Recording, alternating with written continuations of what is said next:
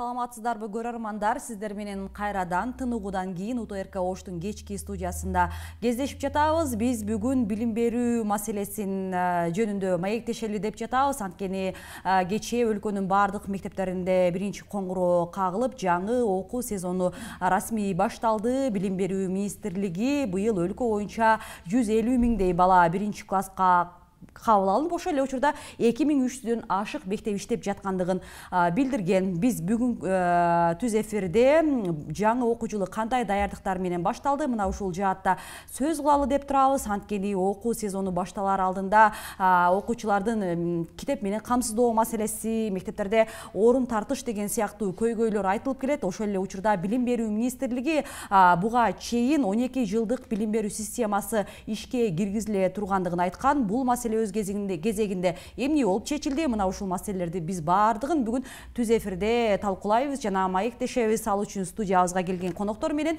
сиздерди тааныштыра кетсем, Абдыкалык Агыжолов мырза келген, Ош шаардык билим берүү башкармалыгынын баш кадиси. Ошондой эле Барчынай Айдаров эжекебиз келген, Ош шаардык билим берүү башкармалыгынын адиси. Саламатсыздарбы, кош келдиңиздер.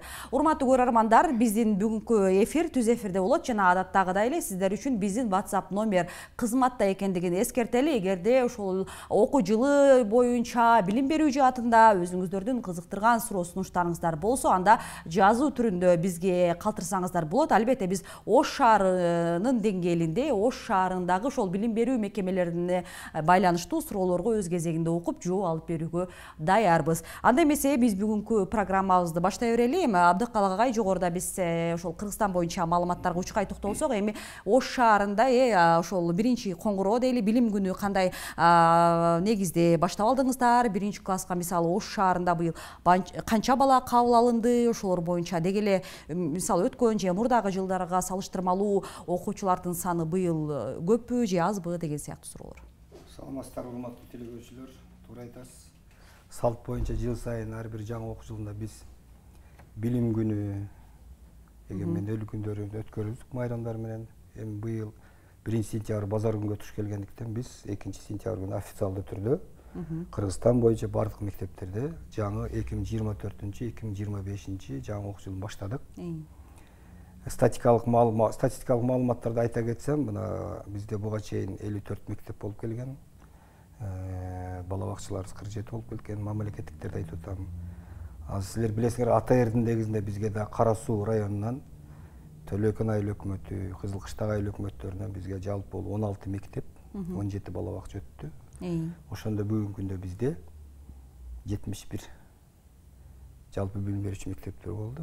Бирок тагыраак айтканда 69 болду. Анткени дагы биздин 2 мектеп кайра бизден чыкты. Бирөөсү Алмалык деген Нокот жакта мектеп, ал Нокот районуна өтүп кетти. Ал эми 55-чи Алай тараптагы мектебибиз, жаңы ачылган мектеп, ал Кара Суу территория боюнча ошого өттү. Демек ошондо бизде бүгүнкү күндө 69 жалпы билим берүүчү мектеп иштеп атат. Аларда болжолдуу, мен статистиканы так айтпайм, анткени алар телекөрүүчүлөр билбейт экен деп ойлоп калбасын. Бул Ош-1 деген биздин маалыматыбыз бар, статистикалык бүт республика боюнча. Бул 5-сентябрдан баштап так маалыматтар дагы келип түшөт.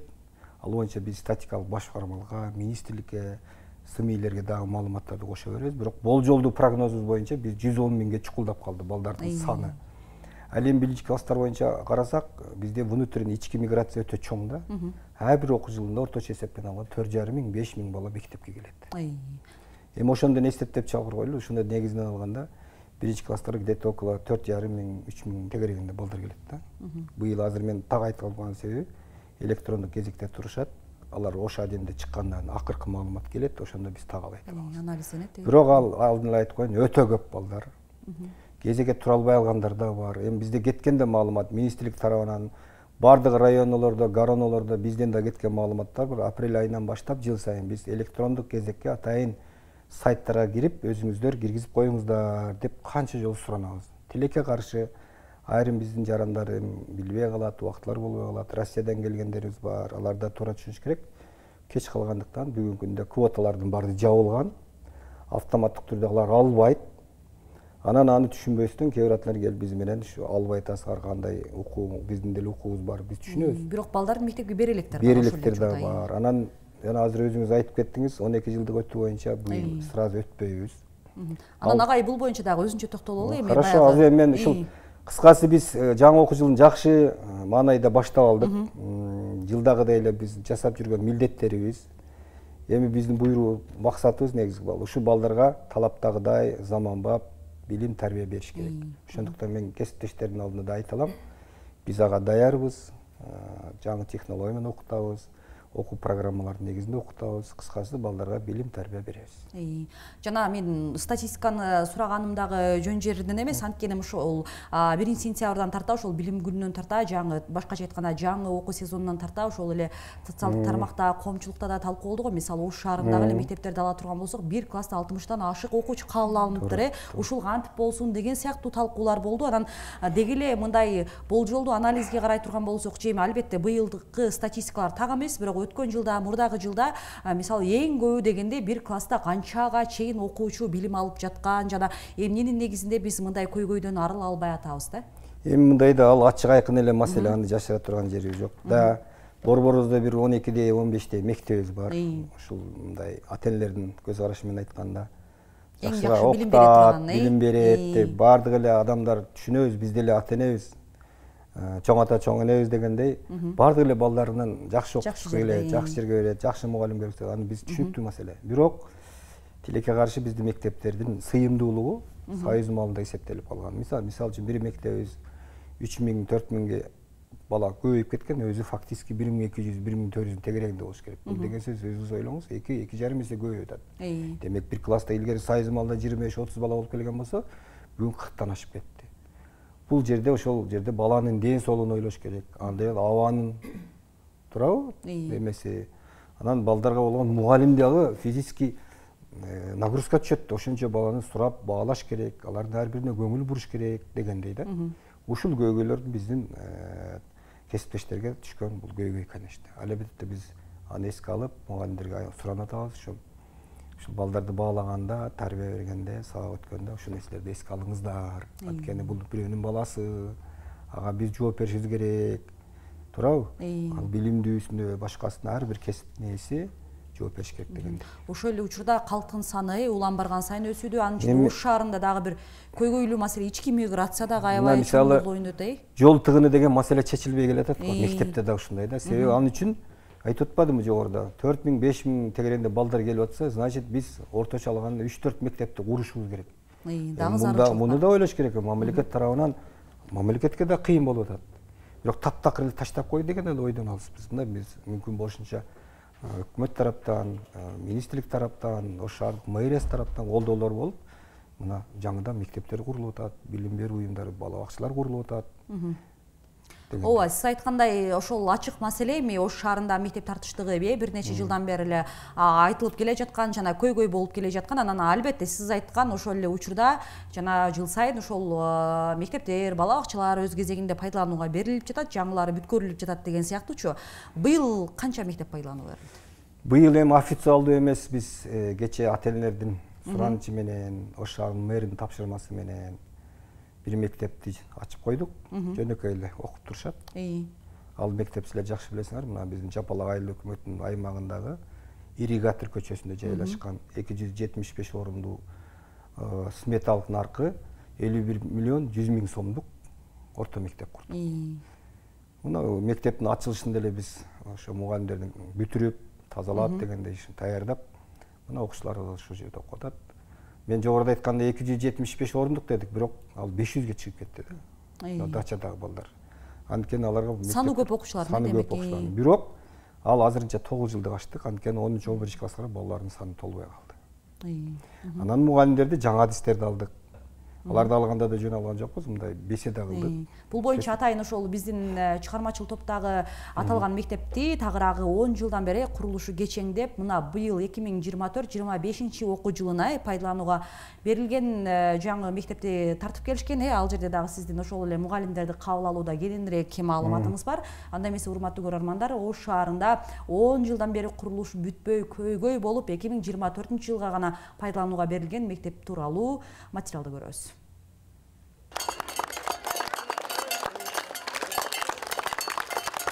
Ош шаарындагы ирригатор участкасындагы дээрлик 10 жылдан бери курулушу токтоп турган мектеп мына минтип бүгүн окуучулар үчүн өз эшигин ачып отурат. 275 орунга ылайыкташкан заманбап жаңы билим уясында бүгүнкү күндө окуучулардын саны 500гө чамалайт.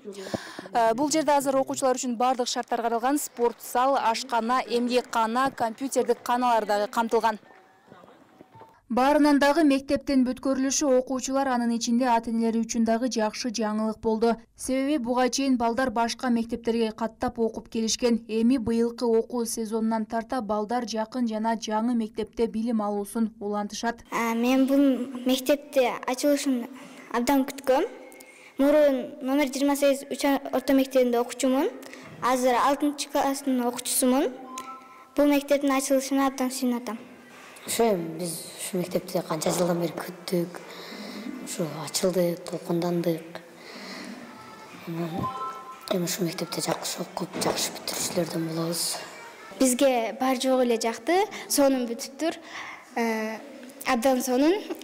Оштун эң жакшы мектеп болуп, биз жакшы окуйбуз деп үмүттөнгөнбүз. Билим берүү имаратынын курулуш иштери мындан 10 жыл мурун башталган, бирок каражат убагында которулбай бүткөрүлүшү кечеңдетип келген. Акыркы жолу быйыл мамлекеттик казынадан 36 миллион сомдон ашык акча бөлүнүп, жаңы билим уясы пайдаланууга берилди. Мектеп 2 кабаттан туруп 275 орунга ылайыкташкан. Ал спорт залы, суу кампасы, эмгекканасы, ашканасы менен кошо курулду.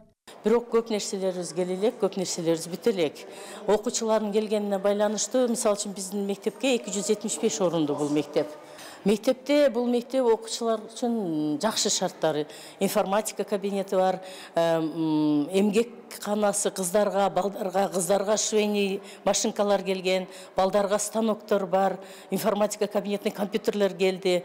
Жаңы билим уясында 500гө жакын окуучу эми 2 нөөмөт менен билим алышат. Ош шаардык билим берүү башкармалыгынын берген маалыматына ылайык, билим уясына мугалимдер атайын конкурстун негизинде ишке кабыл алынды. Ошол эле учурда дагы резервде тургандары бар. Эгерде кайсы бир мугалим окуучуларга жеткиликтүү билим бере албаса, анда иштен алынып, ордуна кезектегиси кабыл алынат. Ортон класстар менен төмөн класстар, башталгыч класстарда балдар көп болгондуктан алар комплектсиз толду. Ал эми 10-11 класстарда толуш үчүн дагы балдардын санын көбөйтүшкө туура келет. Ошондуктан пока бул 9 жылдык эле мектеп болуп тура берет. Жана мен линейкада да официалдуу айттым. Буюрса кийинки жылдан толук 11 жылдык мектеп болмокчу. Учурда билим берүүгө керектүү жабдуулар сатылып алынганы менен толук орнотулуп бүтө элек. Эмгек, жамаат ушул сыяктуу жумуштар окуучуларга билим берүү менен катар аткарыла бере тургандыгын билдиришти. Белгилесек, Ош шаарында дагы 3 мектептин курулушу жүрүп жатат. Айымкан Исралы кызы, Мирзат Нуманов, УТРК Ош.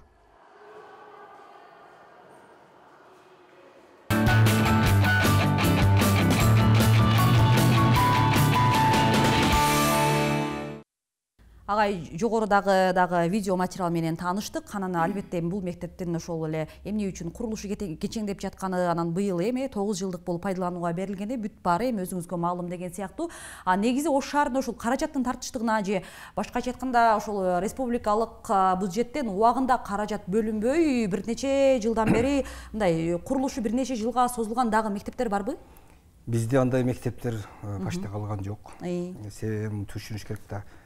Кыргызстанда бар жок деле жакшы кыргысы келет, эми бюджетти да туура түшүнүшү керек. Кыргызстанда мен билгенден 2300дөн ашуу мектеп бар. Булардын баарын эми өкмөт деле туура түшүнүш керек, баардыгына бир моментте бүтүрүш кыйын. Бирок акыркы мезгилдерде өтө чоң колдоолор болуп атат, жаңы мектептер курулуп атат, баардыгына жеткириш кыйын. Бирок ошондой болсо да бизге кубанычтуу окуя болду. Ушул 15 жылдан бери бүтпөй аткан мектебибиз бүтүп калды. Ошо дача жакта жайлашкан, ыракта жашаган балдары мына өздөрүнүн жүздөрүнөн көрүнүп турат, кубануу менен ушу мектепке киришти. Бирок бул официалдуу шаар күндө ачылмакчы, ошон үчүн жогорудагы жабдыктар да толук келет. Анан официалдасак, буларга дагы мындай толугураак шарт түзүлөт деген ойдомун. Анан эми 11 класстар эмдиги жылы көбөйсө, ал көйгөй эмес, резервде мугалимдер турат. Ошол мугалимдер конкурска өтүп даярдалып койгонбуз. Ачылса биз маселе жок. Анан эми сиз айткандай мындай да биздин шаарыбызда эчтеке курулбай атат деген ойдон алыс. Мына мисалы үчүн буга чейин мына мектептердин аянттары, жер аянттары чоң болгон жерлери кошумча окуу корпустарын да куруп атабыз. Мына ошондой окуялар эле мына Нарема мектебинде курганбыз, билесиз. Башка мектептерде бар.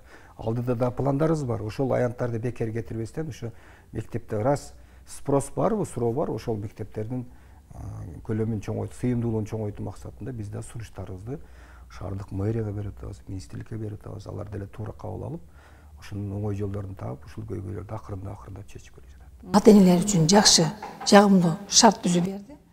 Ал жерде ата-энелер өздөрүнүн үйүндөгү ашыкча китептерин алып келишип, окуу программасынын негизинде ашыкча китептерди башка ата-энелер менен алмаштырышты. Арзан баада алмаштырышты. Кээ биркилери белекке берди, жакшы маанай түзүлдү. Азыр эми ата-энелер өздөрүнүн эсебинен же өз чөнтөгүнөн сатып алып берет дегенде канча пайыз? Көбүнесе кайсыл китептерди сатып алып берүүгө мажбур болуп турат? Мажбур болуп турган себеби бул баягы башталгыч класстардан, өзү негизи 1-класстан 4-класска чейин китеп жетишсиздик маселелери бар. Булардын ичинен математика китептерибиз бар. Анан адабий окуу китептерибиз бар. Булардан бир аз тартыштык. Андан кийин жогорку класстарда 8-класс, 8-9, 10-класстарда география китептерибиз, информатика китептерибиз, биология китептерибиз тартышсыз болуп турат. Бирок бул китептерди электрондук китепкана библиотекадан чоң класстын окуучулары пайдалана алышат. Ал эми колундагы китептер менен болсо бизде билим берүү башкармалыгында бизде шаар боюнча 70% менен китеп менен камсыз болушкан. Калган 30% ушул ата-энелердин жардамы менен анан электрондук китепкана менен толукталат. Жана ошо электрондук негизде дегениңиз, мисалы өз кезегинде жакшы ыкмада турабы, тартыштыкты жоюп, анан окуучулардын өздөштүрүп кетүүсү канчалык деңгээлде азыр бүгүнкү күндө жолго коюлду? Мына чоң класстан окуучулар азыр 10 китеп алып берсеңиз дагы ал китебин албайт да, сумкасына салбайт. Аларда билесиз, азыр санарип мугалим, санарип окуучу да, азыр учур талап ошол. Ошондуктан чоң класстын окуучулары сөзсүз түрдө жанагы китебим жок деген нерсени айтышпайт да. Себеби дегенде алардын колдорунда телефондору бар, алар мына тармактарга, интернет тармактары менен жакшы байланышат, электрондук китептерди алар кеңири пайдаланышат. Бизде ошол китеп менен көйгөйлөр негизинен башталгыч класстарда болот. Башталгыч класстарда болот. Эми мына быйыл эмне себептен? Себеби дегенде бул китеп 5 жылга берилет. Негизи бир китепти окуучу 5 жыл пайдаланат. Ал эми башталгыч класстын окуучулары ал китепти 1 жылда эле керектен чыгарып коет да. Себеби дегенде башталгыч класстын китептери баары сүрөттүү китептер. Окуучу аны кармап отуруп эле 1 жылда аны жараксызга чыгарып коет. Эми бизде азыр мүмкүнчүлүк болуп атат. Мына мамлекетибиз былтыртан бери китеп менен колдон келишинче жардам берип атат. Ата-энелерде дагы бул нерсеге мындай нааразычылык жок. Эми бирок баягы 30% китеп тартыштыгы баары бир ошондой деле бар. Китеп баардыгы камсыз болду дегенден биз алыспыз. Анан жана 12 жылдык билим берүү системасына азыртан эле даярдыктар башталды деп атпайсызбы? Айрыкча ошол китеп менен камсыздоодо, анан пробациядан өткөн гана китептер пайдаланылат депчи, ошол боюнча кененирээк маалымат алгыбыз келип атат да. Мисалы, эми бул жерде ата-энелерге толук маалымат жетип калсын деген ой. Мисалы, эгерде биз 12 жылдык билим берүү системасына өтө турган болсок, анда биз китептерди толук алмаштырышыбыз керекпи, же мисалы жаңыдан китептер басылып чыгабы, пробациядан өткөн дегениңиз ал эмне жөнөкөйлөштүрүп айтканда? Жөнөкөйлөштүрүп айтканда мына азыр бизде ошол мына 1-класстан башталды бул нерсе азыр. 1-класстын алифи китеби менен азбука китебинен башталды. Булар деген стандартка ылайыкташып, апробациядан чыгып, окуучулардын колуна бүгүнкү күндө тийди. Башталгыч класстардын орус класстары, өзбек класстары, кыргыз класстары бардыгы алифи, азбука китептери менен камсыз болду. Калган китептер дагы эми акырындык менен. Калган китептерин ошол эски китептер менен иштеп кетебиз. Ошондо жок, биздин көрөрманыбыздан суроо келиптир. Ошондо жок китептерди ата-энелер сатып беребизби? Ачык айтып койсоңуз да. Эми бул жерде сиз өз кезегинде ошол биздин окуучулардын ата-энелерине, көрөрмандарга так түшүндүрүп кетсеңиз болот. Анан бул камера сиз үчүн иштейт. Эгерде мындай жеткиликтүү кылып түшүндүрөбүз десеңиз, мына биздин көрөрмандын мисалында жок китепти демек ата-энелер өздөрү сатып бериш керекпи деген суроо келип атат. Сөзсүз түрдө. Себеби дегенде мамлекетте бар китепти мамлекет берип атат. Мектептерде берилип атат.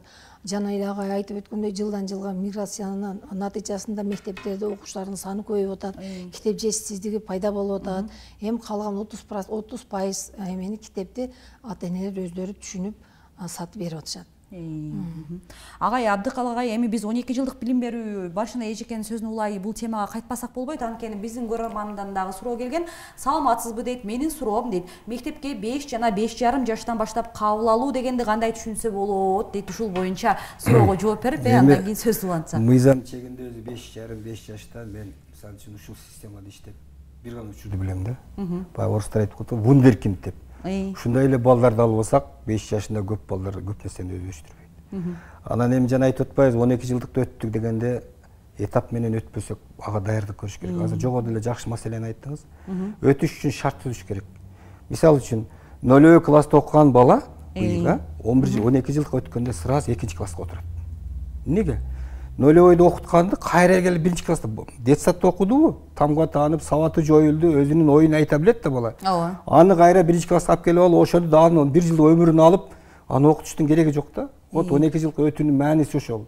Ошол биздин көрөрманыбыз да ошол нерсени чыгаштырып атат. Аны ойлонуп атат. 0 класста окуса, анан 1ден 12 болсо, жалпы эсептен 13 жылдык болуп калат. Жок. Мында биз 1 класстан окуйбуз, 0 жок болот. 0 детсадда окуп келет деп түшүнөбүз. Даяр болуп бала. Анан 12 жылдыкта. Эми 11-12 жылдыкта бала эмне кылат? Ал өзүнүн кесиптик багыты менен кетет. Мисалы мен айдоочулукту жакшы көрөмбү, жыгач устаны жакшы көрөмбү, электр ширетүүчү болгум келеби? Бул кандай чоло? Мектепте окуй берет, Илгез Союздун алдында мен да окуганда кадимки эле сабактарды окуйм. Бирок кайсы бир күндөрү мына суббота күндөрү бош да. Мына лицейлерге барып айдоочулук окуй берсе боло берет. Аттестатты да алып чыгат, и ошол жерден көөлүгүн да алып чыгат да. Бул баланын кесипке кийин өзүнүн нан опол айтканда нанын таап жей турган багытты берет азыр. Ошондуктан сиз жана бул эжекебиз дагы кошуп кетейин деп атам.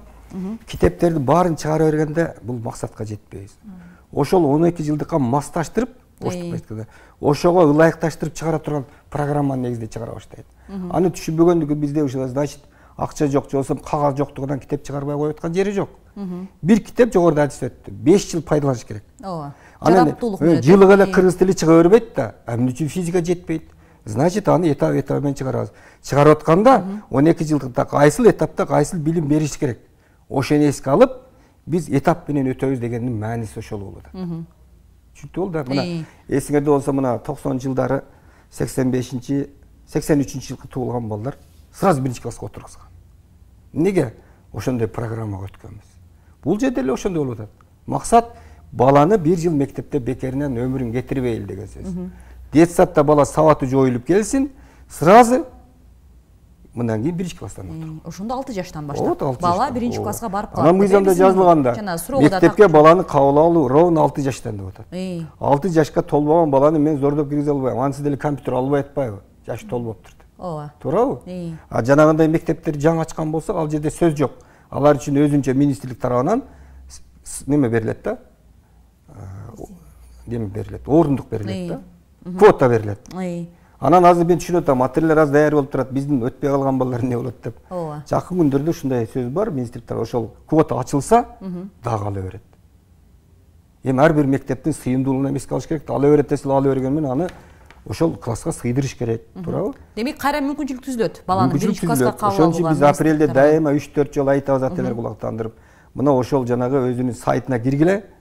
Соответствующий бул жерде дагы убакыттан пайдаланып коюн. Ошол жерде эгерде жанагы льготасы барлар го. Ошол өздөрүнүн тиешелүү иш кагаздарын ошо киргизиш керек да. Анан аны киргизбей коюп анан менин балам кирбей калды. Аны туура түшүнүш керек. Булар дагы Россиядан көчүп келгендер бар.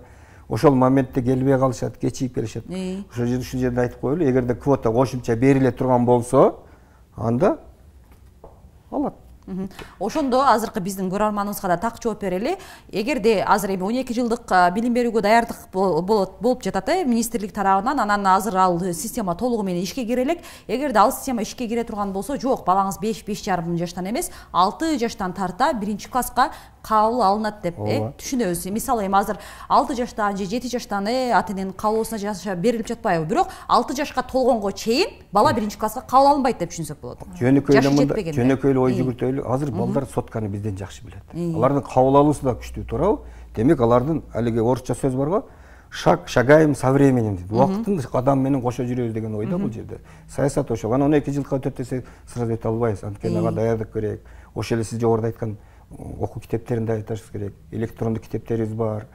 Ата-энелер ушундай ой калбасын деп атам да, ушул китеп жок болсо эле бала негизи куралы китеп болгондон кийин кантип окуйт дейт. Жогорку үчүн электрондук китептердин баарын чыгарып койгон да. Ушул китеп маселесин улай дагы биздин көрөрмандан суроолор бар. Башына ишке балким сиз жооп бересиз. Саламатсыздарбы? Менин балам 7 жашында окуп баштады дейт окшойт. Бир эле китеп бериптир. Эми 10 чакты китепти сатып алып беришим керек болуп жатат. Ошондо китепканадан бир китеп алуу туура болуп калабы дейт. Мектептерде 1-класста биринчиден 10 китеп берилбейт да. 1-класска болгону 4 китеп берилет. Азыр бул жерде бир китепти мамлекет берип атат. Калган китептерин китепканадан берилет. Эгерде ошондо 1-класска баардыгы бир эле китеп берип калганын бербей калбайт. Себеби дегенде бул китепкананын фонду бар. Китепканада фонддо баардыгы 1-класстан 11-класска чейин пайызына 70% китеп бар дегенди билдирет. Ошондо ата-эне сатып алса бирден же экиден китебин сатып алат. Анан бул жерде мисалы эми биздин көрөрманыбыз Ош шаары же облус башка аймактардан экенин билбейбиз да. Бирок ошол эле учурда мисалы тактап кете турган болсок, ар бир мисалы же шаардагы мектептерди алалык, Ош шаардык билим берүү башкармалыгы же облус же бир районду алалык, Кара Суу же Алай району китептердин тартыштыгы, камсыздоо, статистика ар түрдүү болуп калышы мүмкүнбү? Ошого дагы жарашалабы? Эми ал мындай да, баланы кабыл алынган балдардын класс комплексине жараша. Мисалы үчүн бир мектеп барсаңыз 8 1 класс болушу мүмкүн. Бир мектеп барсаңыз айылда 4 эле класс комплект болушу мүмкүн. Ал жерде ачкан китеп жөн эле китепканадан эмне болушу мүмкүн? Турушу. Пайдаланылбай. Мен ушул жерден кошумчалап кетейин биздин кесиптешке. Ижара деген маселеси бар. Жөнөкөй эле математиканы эсептеп чыгайлы. 6-класстын окуучусуна 8 китеп болсо, керек болсо, китеп 400 сомдон эсептеген 3200 сом болобу?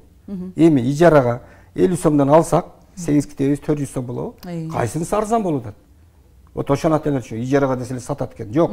2300 сом жумшап туруп 6 китеп алган жакшыбы? Ижарага 400 сом менен китеп алган жакшыбы? Бул жанда. Анан 1-класста деп атканда мен бизде да 1-класста окуган неберелерибиз бар да, айтып атат да. 4 эле китеп берилсе, калганы жанагындай тамган элементтерин үйлөй турган китепчелер бар да, рабочий тетрадь деп коет. Алар одноразовый да, толгондон ыргытыш керек болот. Ошондо да китеп катары эсептеп алышы мүмкүн. Алар жөн эле сатууда, эркинде сатууда бар да. Туурабы? Ооба. Мен муну просто кыстырмак эле айтып атам. Мисал катары түшүндүрүү иретинде. Албетте, урматтуу көрөрмандар, биз бүгүнкү программада түз эфирде жаңы окуу жылы, анын ичинде ошол эле учурда быйыл кандай өзгөчөлүктөр менен билим берилет, анын ичинде 12 жылдык билим берүү системасы ишке ашат деген маалыматтар айтылган. Ал эмне болду? Мына ушул жаатта сөз кылып жатабыз. Азыр бизде кыска жардамалык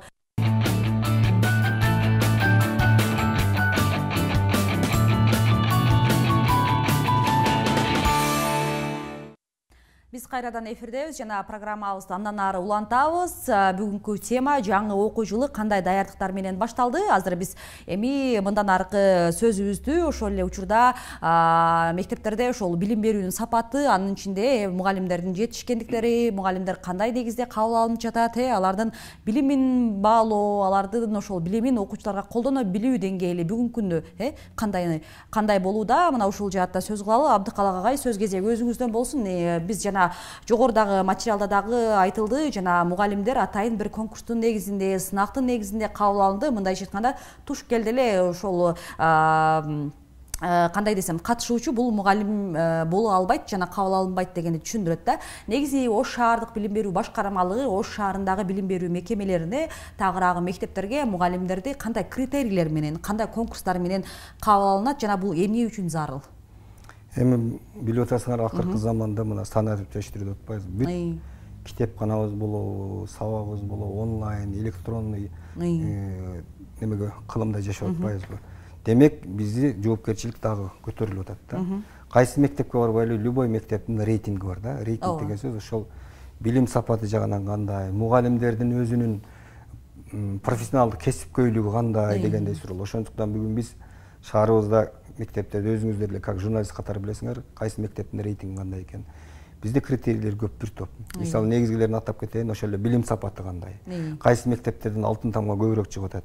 Кайсы мектептен олимпиада чыгып атат. Ошол боюнча мектептерге мүнөздөмө берсе болот да. Ошон үчүн биз ар бир мектепти талап коердон мурда ошол адискөйлүгү кандай, ошол адистерди тандап алганда дагы туура тандап атабы жокпу. Анан өзүңүздөр билесиздер, жана биздин кесиптештердин арасында капа болбосун, эми аял кишилер көп. Жаңы адис болуп келип 2 жыл иштеп декретке чыгып кеткени бар. туурабы? Азыр онлайн сага өтө албайбы? Өздөштүрүп программаларды өздөштүрөбү жокпу? Биз экзамен алат десе эле жанагындай тытып майдалап албайбыз. Ошол компьютерде кайсы программаны билет? Методиканы кайсысын билет? Окутуп аткан адисти боюнча китептерден авторлор тиги ушуга окшогон эле суроолорду беребиз. Ошондон билинип калат анын кесиби. Экинчиден, жетекчилерди билесиңер, министрликтин акыркы 2 жылдагы буйругунун негизинде кызматка атайын конкурс сынактын негизинде келип атат. Ал жерге билесиздер, талап боюнча 2 гана биздин адис өзүнүн эмесин кое алат, кандидатурасын. 5 жылдан кем эмес, 3 жылдан кем эмес иштеген мектеп директорлору, бывший болсом окуу бөлүм башчылары. Ушундай талап. Аны акырда байкап атасыңар, конкурстан өткөндөр ошол кызматка отуруп атат. Ошол сыяктуу эле мектептерде юридикалык тил менен айтканда ар бир жетекчи бул кызмат берүүчү да, жумуш берүүчү деп аталат, работодатель. А жумушка орношуп аткан адамдарды алар ошо өздөрүнүн критериясы бар, ошо адистиги дипломду кесиби туура келеби, иштеген стажы кандай. Анан эми билесиңер, акыркы мезгилдерде биз орус тилинде мектептерде адистер жетишпейт дейбиз, бирок бул көйгөйдөн кантип чыгып атабыз? Россиядан келген атайын келишим негизинде мугалимдерибиз келип атат. Андан сырткары 4-5 курста мыкты окуган студенттерибиз бар да. Алар менен да келишим түзүп, иштей берсе, стажы да кете берет, өзүнүн кесипкөйлүгүн да жогорулата берет. Бул да жакшы мүмкүнчүлүк. Анан эми ар бир адис өтүп атканда биз эң негизи биздин алдыбызда турган объект бул субъект бала да. Ал келечекте инсан. Ага туура билим берүү, жеткиликтүү билим берүү, анан татыктуу таалим тарбия берүү бул биздин негизги милдетибиз. Каерге барбайлы бизден ошону сурайт. Билими канчалык, окуусу кандай, тарбиясы кандай, жүрүм туруму кандай, и ошол бала олимпиадада кандай. Мына биздин эң негизги көрсөткүчүбүз балдардын билим сапаты олимпиада, алтын тамга ушул. Анан ошол айтып атасыз, албетте мугалимдердин мындай өзүнчө тандоо критерийлери бар, анан мугалимдердин билимине жараша, алардын тажрыйбасына жараша, анан мектептердеги ошол жана билим жетишкендиктери окуучулардын рейтинги жарыяланып атат, анан анализ жүргүзүлүп атат. Кайсыл мектептен канча бала олимпиадага жөнөдү жана кандай ийгиликтерди багындырды деген сыяктуу. Анан мисалы Ош шаарындагы ошол эле мектептердин мисалында айтып берсеңиз, мисалы билим сапатынан артта калган мектептер кандай негизде аныкталат жана ага мисалы эгерде ушул кайсыл бир мектеп артта калып жаткан болсо, алар менен кандай иш жүргүзүлөт, иш алып барылат? Эми анан эмне үчүн ошол эле 3-4 мектеп алдыга озуп кетип атат, анан ошол мектепте биз жана жогоруда айткандай бир класста 60 окуучу билим алып жатат деген сыяктуу. Албетте эми мындай натыйжа жакшы жерге окуучулардын дагы саны көп болот, муктаждык көп болот. 5 кол бирдей эмес. Мына өзүңүзгө маалым болгондо ал эч кимге сыр эмес. Борборубузда бир мындай бир ооз каларлык бир 15-16 мектебиз болсо, калган мектептерибиз орто деңгээлде, ортодон жогорку деңгээлде десек, таптакыр эми аркада калды деп айта албайбыз. Бирок ал жетекчинин кесипкөйлүгүнөн да, профессионализм деп коет го. Ошол жерде окуп аткан педжамааттын жасаган эмгегинин жыйынтыгы деп айтам да. Ар бир кесипчи, ошол физик болобу, математик болобу, ошол балдарды канчасы ошонун кесибин тандап атат. Канчасы отличник болуп атат, мыкты, канчасы орто окуйт, канчасы жакшы окуйт деп бөлүнөт. Анан эми начар деп айта албайбыз, бирок көрсөткүчтөр боюнча критерийлерде бизде бир 20 жакын критерийибиз бар. Ошолордо атайын балл коюлат да бизде. Жогорку балл бул 5 деген балл. Ошодо ким эң алдыңкы баллды алса, ошол мыкты мектеп болуп чыгат. Аны эми өзүңөргө жакшы белгилүү. Бизде 2 жакшы сынагыбыз бар. Детсадтарда мыкты тарбиячы, туурабы? Жылдын мыкты тарбиясы, анан мектептерде жылдын мыкты мугалими деп. Мына бизде жыл сайын Кудайга шүгүр 2ден чыгып атат. Былтырда республикадан биринчиликти алдык. Алар автоунаалар менен сыйланышты. Ага чейин мурунку жылдарда квартиралар менен сыйланып атат. Бул дагы мугалимдер болгон бир мотивация да. Ушул биздин жаштарыбыз ушу балдарга билим бергенде кичине жакшыраак иштесе, бала болгон мээрими көбөйсө, ошол балага мындай жеткиликтүү билим берсе деген эле максатыбыз ал жерде. Анан сиз жогоруда да бир көйгөйдү айттыңыз. Мисалы ошол эле мугалимдердин кабыл алынып аткан көпчүлүгү аял кишилер, эми алар ошол эле декретти көрүүгө кетип жатат, анан ортодо эле жана жаңы көндүмдөрдү өздөштүрүүдөн артта калып калат деген сыяктуучу. Эми азыр сиз дагы ошол эле учурда жогоруда бир жакшы нерселерди айттыңыз. Мисалы мыкты мугалимдер аныкталып атат, аларга бир өз кезегинде мындай сыймыктана турган сыйлыктар берилип жатат деп, анан ошол мамлекеттик саясаттын акыркы учурларда ошол мугалимдерге, билим берүү кызматкерлерине айлык акылардын жогорулап жатканын мисал келтирсек болот. Анан жана мырзалардын келишин биз дагы деле шарттай албай жатабызбы, кандай болуп атат? Эми мындай да, Кудайга шүгүр дейли, акыркы 2 жылдан бери биздин кесиптештердин эмгек маянасы жогорулады десем болот. Болбосо мугалимдер нааразы болуп чыгат эле дагы. Буну эми өкмөт тарабынан, биздин мамлекеттин жетекчиси тарабынан бизге болгон эң чоң көтөрүм мындай поддержкасы деп ойлойбуз. Азырда мугалимдер эмнеге кайра кайттык? Анткени мугалимдердин мүдөөсү ушу эмгек маянасы да. Анткени эң аз айлык алат. Анткени түйшүгү көп. Түйшүгү көп. Ата-эненин алдында баланын тарбиясы менен билимине жооптуу инсан бул мугалим болуп атпайбы? Ошондуктан ушул ардактуу даражаны өзүнүн нугунда, өзүнүн талабында алып жүрүш үчүн ар бир менин кесиптешим ойлонуп, булар дагы бекер жүргөн жери жок. Каникулда болобу, каерде болобу, декретте жүрөбү, өзүнүн кесипкөйлүгүнүн үстүндө иш алып барыш керек да. Мына ошол эле тажрыйба алмашуу деп коебуз, а? Бир мектептин тажрыйбасын алып чыгабыз. Мисалы, кесиптешим бири-бирибиз менен сабагыбызга киребиз. Менин жакшы жактарым үйрөнөт. Мен бул эжекенин жакшы жактарын үйрөнөбүз. Анан аны биз жарыялайбыз шаар боюнча. Эмнеси менен ушул өзгөчөлөнүп атат.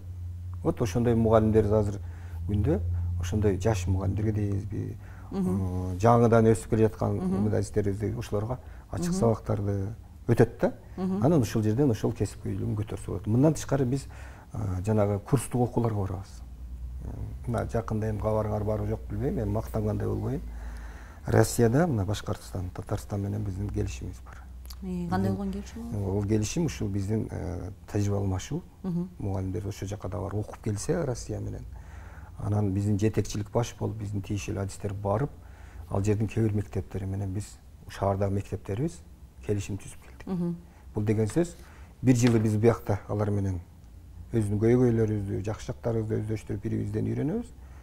Кездегенде да биз аларга барып келебиз, ушундай тажрыйба алмашуу. Бул дагы мен ойлойм, биздин министрликтин, биздин жергиликтүү бийликтин, өкмөтүбүздүн бизге койгон шартындай шарт түзүп берип атат да. Ушундай кылып биз өзүбүздүн нугубузда жүрөбүздөн башка дагы жактардын технологиясы, окутуу технологияларын, алдыгы технологияларын үйрөнөлү. Жаңы нерселерди өздөштүрүп, бул албетте бул балдарыбыздын эле келечегине көрүлгөн камгорду көрүү деп ойлойм да. Анан балдардын келечегине кам көрүү деп калдыңыз. Анан буга чейин дагы ошол өткөн айларда мисалы окуучулардын мектептерде балдардын билимин баалоодо 10 балдык система ишке киргизилет деп коомчулукта аябай талкууга алынды го. Эми ошол мисалы буга чейин 5 балдык система иштеп аткан болсо, эми эң жакшы окуду деген, жакшы баа алды деген бала 10 балл менен бааланат деп. Анан кийин эле министрлик бул система ишке ашпай тургандыгын, мурунку эле ошол 5 балдык система менен мектептерде окутуу жүргүзүлө бере тургандыгын, баалоо жүргүзүлө бере тургандыгын билдирди.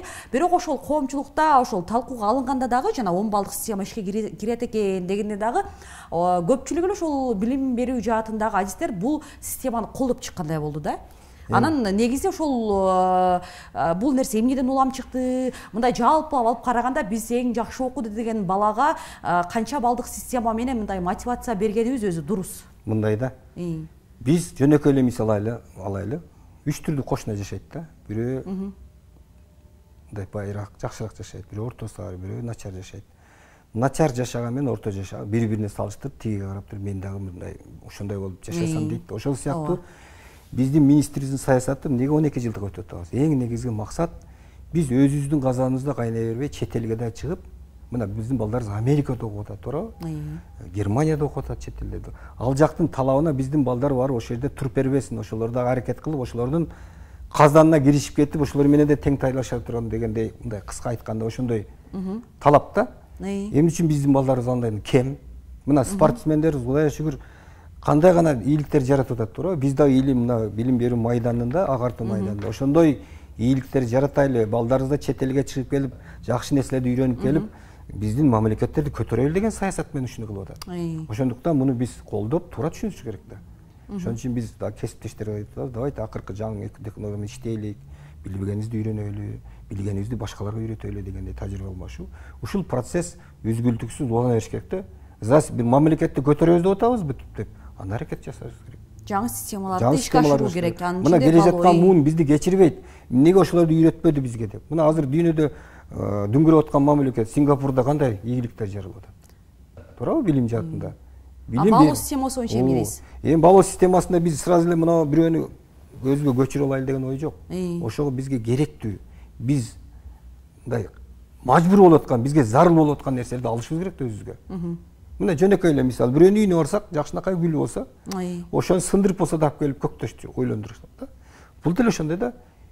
Билим жугушат дейт. Ошол билимдерди жугуштуруп келип, эмне үчүн биз өзүбүздүн экономикалык деңгээлибизди, билим деңгээлибизди көтөрүүгө мүмкүнчүлүк болбойт. Мен ушуну колдойм да, ошондуктан. Анан агай, бизден да көрөрмандан суроо келген, жана биз мугалимдердин иш тажрыйбасы, мугалимдерди баягы алуудагы эрежелер боюнча сөз кылдык го жогоруда. Анан биздин көрөрмандан суроо келген. Саламатсыздарбы дейт, мен окууну бүткөнүм 16 жыл болду, шартка байланыштуу иштей албадым дейт. Мектепте деген тариза айтып жатат. Эми иштейин десем, конкурс стажына карап алабыз деп айтып жатышат дейт. Мүмкүнчүлүк берсеңиздер болобу, иштеп тажрыйба топтоп жакшы мугалим болгонго дейт биздин көрөрманыбыз. Туура айтыптыр. Биз аны такыр эле келбей албайбыз деген ойду айтып атканыбыз жок. Ошол жок дегенде өзүнүн кесип бар го, мисалы үчүн физикпи, математикпи, ошол билимдин деңгээлин жакшы билсе, буларга биз кандай жардам беребиз? Ошол билимди балага кантип жугуштурушубуз керек. Балага кандай жеткириш керек? Маселе ошодо туруп атат. Мисалы 3 мугалим бар. Бирөө балдарды өзүнө тартып алып, жакшы түшүндүрөт да, мисалы, сабагын өзүнүн кесип коюп. Бирөө 3-4 саатта, эми бала аркылуу да, бирөө сразу кабыл алат программаны, бирөө 3-4 саатта кабыл алат, бирөө 1 жумада кабыл алат. Ошон үчүн ушул нерселерди эске алып, кесипкөйлүгүбүз ошондо болуп атат. Баланын мээсине кандай кылып жеткиришибиз керек? Ошол ой. Туурабы? Баланын мээсине жетсе, ал оңой өздөштүрүп кетет. Туурабы? Вот биздин маселе ошондо болуп атат. Биздин кесипкөйлүгүбүз ошондо болуп атат. Ошондуктан жанагындай күчтүү эмеси күчтүү болгон, методикалары күчтүү болгон мугалимдерден иш тажрыйбасын алайлы деп атабыз. Үйрөнөлү деп атабыз. Ошол бүткөн бала, кийинки мундун балдары кайсы мамлекетте болбосун, ошол жерде тең тайлаша турган бала болсун деп атабыз, адис болсун деп. Анан биздин көрөрмандардын арасынан Баршина эжеке, балким сиз жыйынтыктап коесуз биздин эфирдин акыркы сөзү. Быйыл 12 жылдык жана билим берүүгө өтөбүз деп жатасыздар. Ошондо кандай болот деген сыяктуу дагы 1-2 түшүнбөстүк суроолор келген. Сиз корутундулап түшүндүрүп, 12 жылдык билим берүү системасына качан өтөбүз, азыр кандай даярдыктар жүрүп жатат, акыркы сөз кезегине? Бизде азыр учурда ушул 12 жылдык системага азыр даярдоочу этап. 12 жылдык системага өтөбүз деген эле быйыл эле өтүп кетпейбиз. Ошол жана айткандай эле агай кошумчалап жакшы айтып кетти, жана Сингапурдун методикасы менен. Сингапурдун китептерине аларда ушул 12 жылдык система. Себеби дегенде, эгерде бизде 12 жылдык система болбогондо, биздин балдарыбыз азыр Кыргызстанда эле эмес да, жогорку окуу жайларга, биздин башка мамлекеттерге окууга тапшырып атат. Ошол учурда биздин документтерибиз дал келбей калып атат. Себеби дегенде бизден бүткөн мектептин окуучуларынын 1 жылдык билим сапаты жетпей калып атат. Бул документалдуу түрдө башка мамлекетке барганда. Ошондуктан бул эч ким чочубай эле койсо болот. 12 жылдык система дегенде бул 6 жаштан 11 класска чейин. 1 класстан ошондо 6 жаштан алганда 11 класс эмес, 12 классты бүтөт, 12 классты бүтөт дагы. Бүткөн окуучу каалагандай өзү башка мамлекеттерге барып, өзүнүн билим деңгээли менен башка мамлекеттин билим деңгээли менен өзүнүн каалаган кесибине окуп келсе болот. Бул негизги максаты ушунда болуп атат. 12 жылдык билим берүүнүн. Урматтуу көрөрмандар, Барчина эжекебиз айткандай, азыркы учурда Кыргызстанда мектептерде 12 жылдык билим берүү системасына даярдыктар жүрүп жатат. Өз кезегинде анча эле китептер менен камсыздоодагы мына ушул нукта ишке ашып жатат. Анан биз бүгүн деги эле бүгүнкү программада мисалы Ош шаардык билим берүү башкармалыгынын Ош шаарында мектептердин мисалында жаңы окуу жылы кандай даярдыктар менен башталды деген маселени козгодук. Анын ичинде ошол Ош шаарындагы мектептердин пайдаланууга берилиши, анан мугалимдер кандай негизде тандалып алынып жатат, кайсыл бир мектеп билим берүүдөн артта калса, алар кандай негизде бааланат жана алар менен кандай негизде иш алып баралат. Ошол эле учурда мыкты мектептер эмненин негизинде алдыга озуп чыгып жатат. Мына ушул маселенин айланасында сөз кылдык. Анан бизде конокто Абдыкалык Акжолов мырза болду, Ош шаардык билим берүү башкармалыгынын баш адиси. Анан Барчынай Айдарова эжекебиз, Ош шаардык билим берүүнүн адиси конокто болду. Ал эми кызматыңыздарда мен Нуржамал Баргыбаева болдум. Кийинки чыгарылыштан көрүшкөнчө сак саламатта туруңуздар.